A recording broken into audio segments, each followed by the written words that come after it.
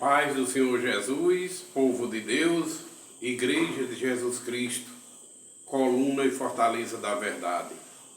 Meus irmãos, como sempre a gente faz com muita alegria, é esse convite para que nós juntos, assim, leia e medite a palavra de Deus, que hoje nós vamos meditar em uma das epístolas, que é um dos grandes servos de Deus, o apóstolo Paulo, escreveu aos Efésios.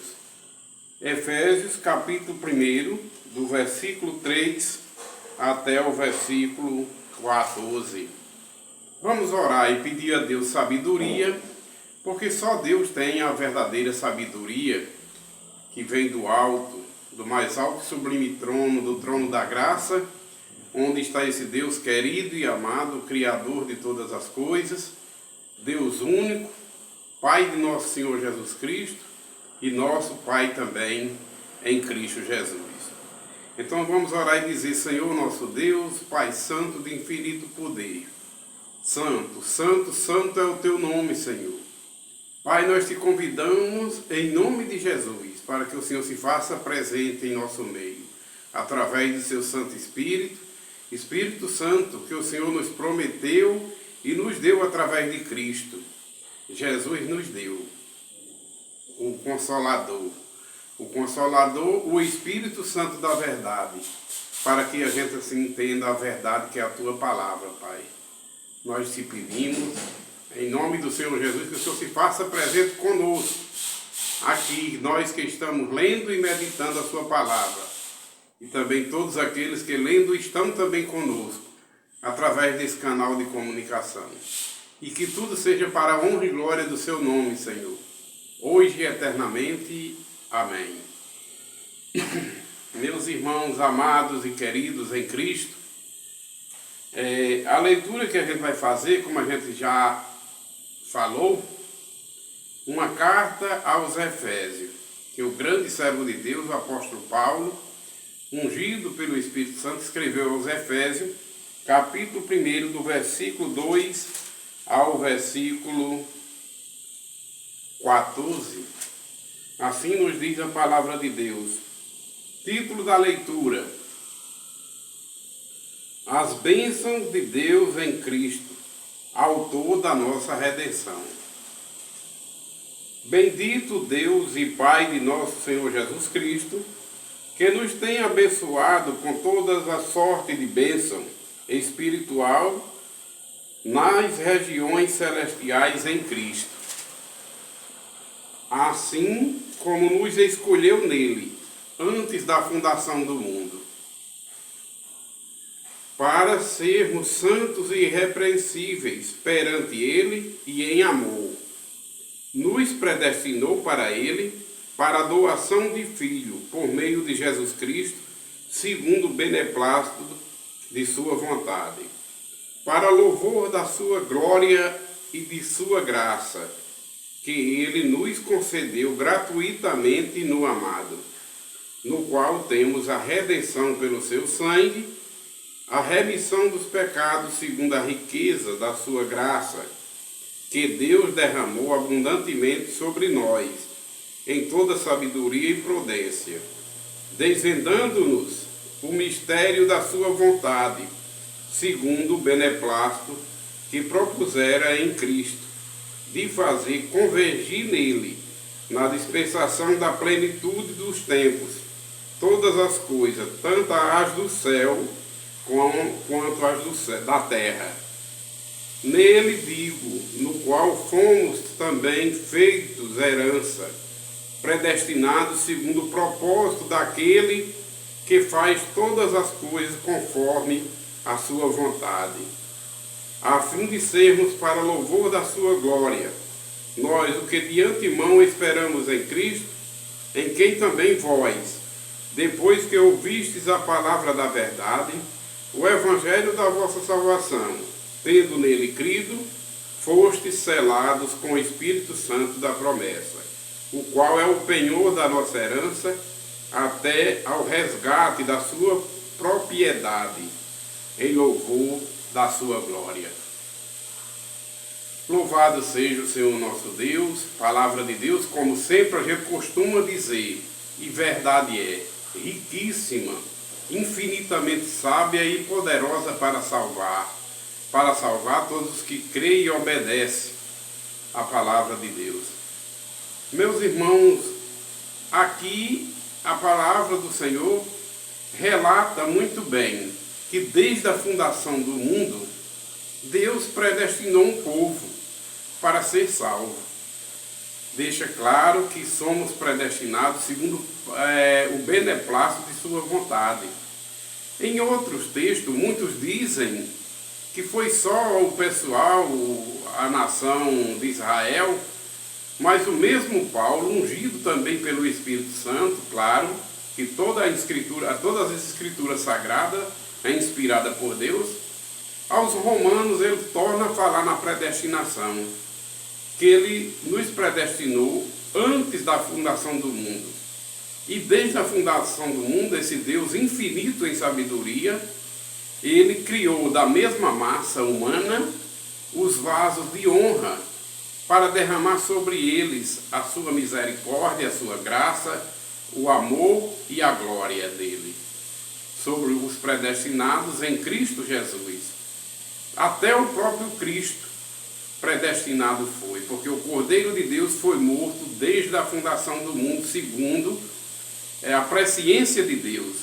Só veio se realizar há 2024 anos atrás, foi quando Jesus veio ao mundo e, através da palavra de Deus que se fez carne nele, ele pregou essa palavra para todos os que crêem serem salvos pelo poder de Deus, transformados pela água e pelo Espírito.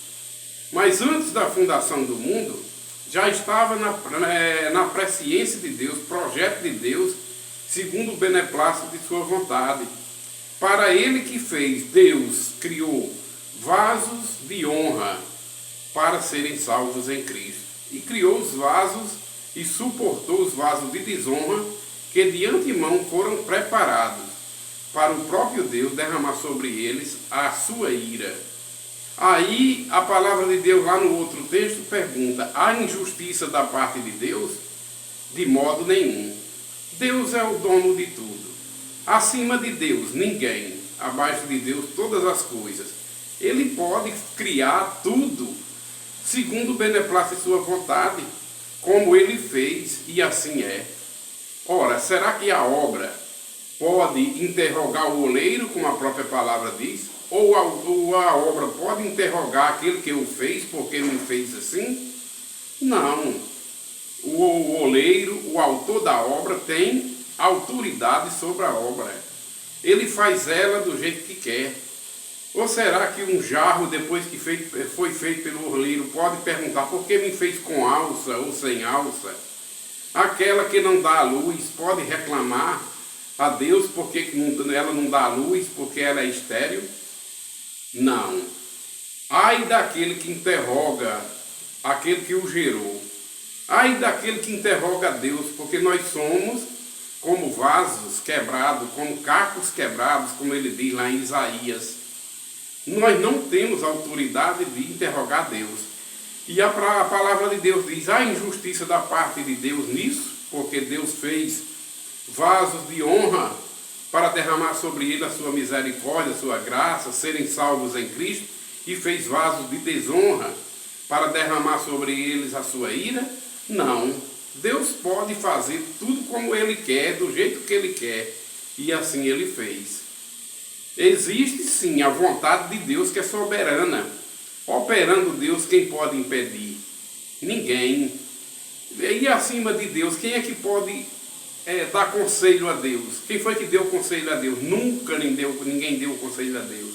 E nenhum existiu um Deus além desse Deus único que está no mais alto e sublime trono, que fez todas as coisas para ele governar do jeito que ele quer, como ele quer e da maneira que ele quer. E operando Deus, mais uma vez a gente pergunta: quem impedirá?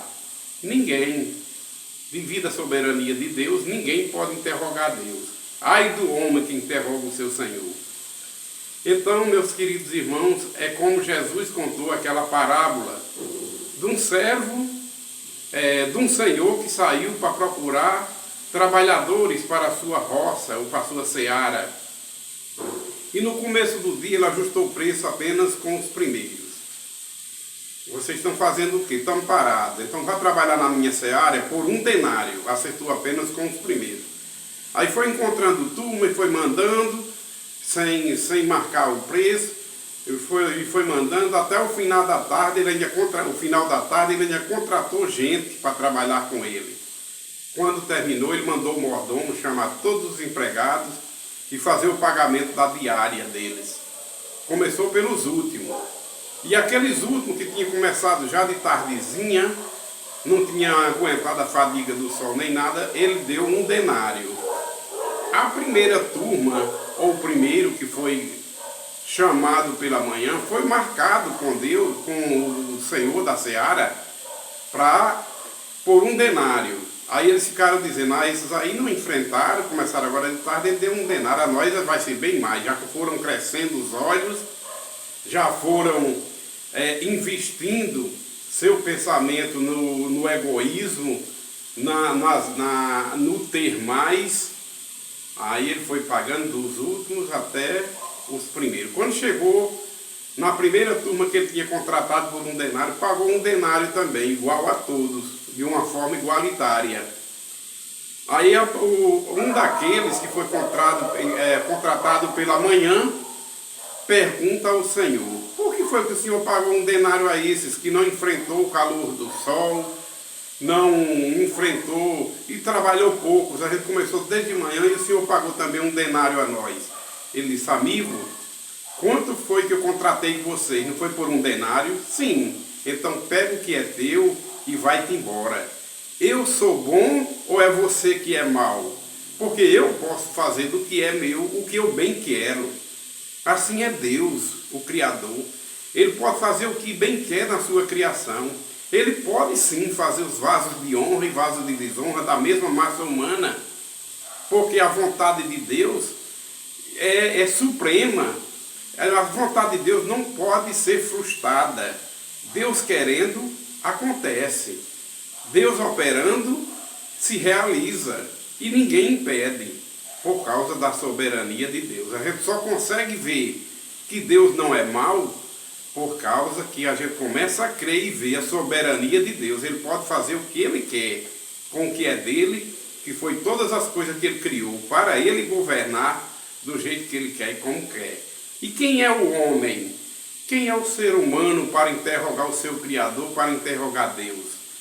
Ninguém. Pela misericórdia, os vasos de honra foram escolhidos, pela graça, sois salvos, não é mérito humano, mas vem de Deus para que ninguém se vanglorie.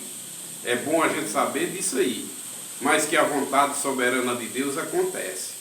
Então, é como o texto diz aqui, que nós fomos, pela vontade de Deus, predestinados para sermos filhos, através da doação de filhos em Cristo Jesus, desde a fundação do mundo. Desde a fundação do mundo que o Cordeiro está nos projetos de Deus, na presciência de Deus, mesmo que foi se realizada a morte e ressurreição do Cordeiro de Deus há 2024 anos atrás, mas desde a fundação do mundo que o Cordeiro de Deus já estava na presciência de Deus para ser morto pelos salvos, pelos que estão escritos no livro da vida do Cordeiro, por aqueles que Deus escolheu para serem vasos de honra, salvos em Cristo. Meus irmãos, e não tenha dúvidas, toda a palavra de Deus diz que é assim. Nem toda a humanidade são filhos de Deus, toda a humanidade é criatura de Deus, todo ser humano é criatura de Deus no primeiro nascimento da carne e do sangue. Só passa a ser filho de Deus no segundo nascimento pela água e pelo Espírito. Porque essa é a verdade, escrito está, e predestinação não é uma doutrina de homens, não. É uma doutrina que registrada está na palavra de Deus e não é em texto isolado, não. São vários textos. Só Paulo escreveu aqui aos Efésios sobre a predestinação, escreveu aos Romanos e escreveu de diversas formas. O apóstolo Pedro cita sobre a pedra que Deus prometeu que ia colocar em Sião. A pedra viva, pedra de esquina, pedra angular. Pedra principal para Deus e para os que creem e obedecem na palavra, é pedra de salvação, pedra de sustento. Mas para aqueles desobedientes à palavra, são pedras de tropeço. E lá o apóstolo Pedro, ungido pelo Espírito Santo, diz: os quais, esses que tropeçam na palavra, porque são desobedientes à palavra, Jesus se torna pedra de tropeço. Eles já foram, os desobedientes, já foram postos para isso, para tropeçarem na palavra e para serem errantes mesmo.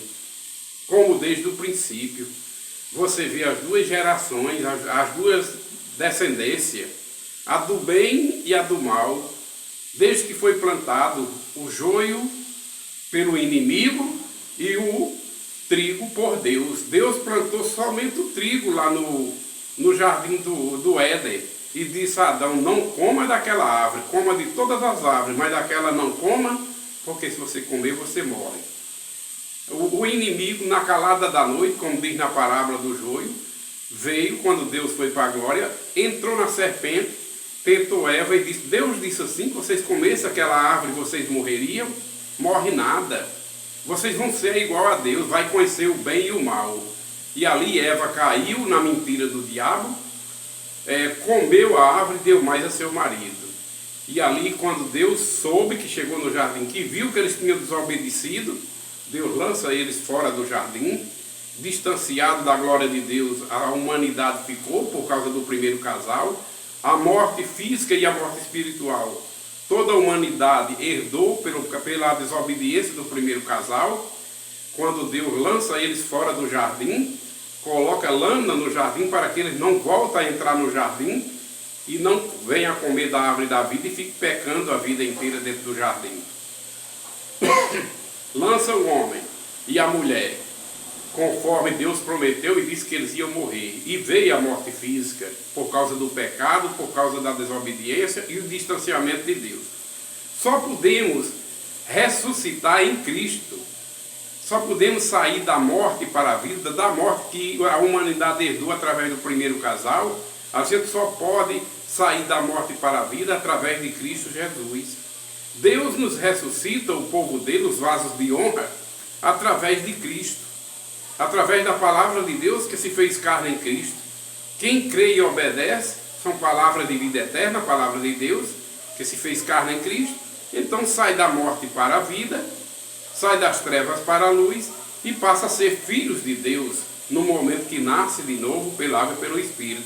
Porque no primeiro nascimento, segundo a carne e o sangue, herdeiro todo ser humano é da natureza pecaminosa de Adão e Eva lá do jardim. No segundo homem, que já não é mais o homem terreno, Adão sim foi feito do barro, da terra, mas Jesus é o homem, filho do homem que desceu do céu. A palavra de Deus é o pão vivo que desceu do céu e se fez carne em Cristo, para que assim a gente se torne, todos os que ouvem e creem e obedecem a palavra, se torne nova criatura, filhos de Deus. Porque no primeiro nascimento, carne e sangue, todos são criaturas de Deus. No segundo nascimento, no momento que a gente ouve o evangelho da nossa salvação, como disse aqui o texto, tendo nele crido e para obedecer, a gente recebe o selo do Espírito Santo da promessa e a gente passa a ser amigos de Deus e inimigos do mundo. A gente passa a ser filhos de Deus através do novo nascimento, do crer e obedecer a palavra de Deus. Que isso aí não vem. O segundo nascimento não vem mais da vontade do varão, não vem da vontade da varoa, não vem da vontade do homem, nem da mulher, nem da carne, nem do sangue. O segundo nascimento vem da vontade de Deus. No primeiro nascimento, a gente sabe que a gente teve uma mãe sanguínea e um pai segundo a carne e o sangue, que nos gerou com a nossa mãe. E a nossa mãe sentiu dores de parto para nos dar a dar luz a gente no primeiro nascimento sanguíneo. No segundo nascimento, que não é mais da vontade da carne, nem do sangue, nem do homem, nem da mulher, nós não temos mais um pai segundo a carne e o sangue, nem uma mãe segundo a carne e o sangue. A gente tem um pai, que é Deus, o pai de todos os espíritos. Porque o segundo homem, no novo nascimento, ele deixa de ser um homem carnal, morre a velha criatura carnal, pecaminosa, e nasce o novo homem espiritual, para servir a Deus em espírito e em verdade, adorar a Deus em espírito e em verdade, e passa a ser filhos de Deus. E nesse novo nascimento, a gente não tem mais uma mãe que dê a luz, nem que sinta dores de parto por nós, como a própria palavra já dizia antes, nas profecias, e o apóstolo Paulo lá na alegoria em Gálatas diz: alegra-te, ó estéril, porque não darás a luz, nem que se tirarás dores de parto. Isso aí é se referindo aos que são nascidos pela água e pelo Espírito. Os que são nascidos não da vontade do varão nem da varoa, não mais da vontade da carne e do sangue, porque a carne e o sangue não é do reino de Deus. A carne e o sangue para nada presta, mas o Espírito vivifica. O Espírito é quem vai ressuscitar para a glória, como o próprio Jesus disse. Lá, os que vão ressuscitar para a glória não se casam, nem se dão em casamento, mas todos vão ser iguais aos anjos. Isto é misericórdia de Deus, graça de Deus para com os salvos em Cristo. Amém.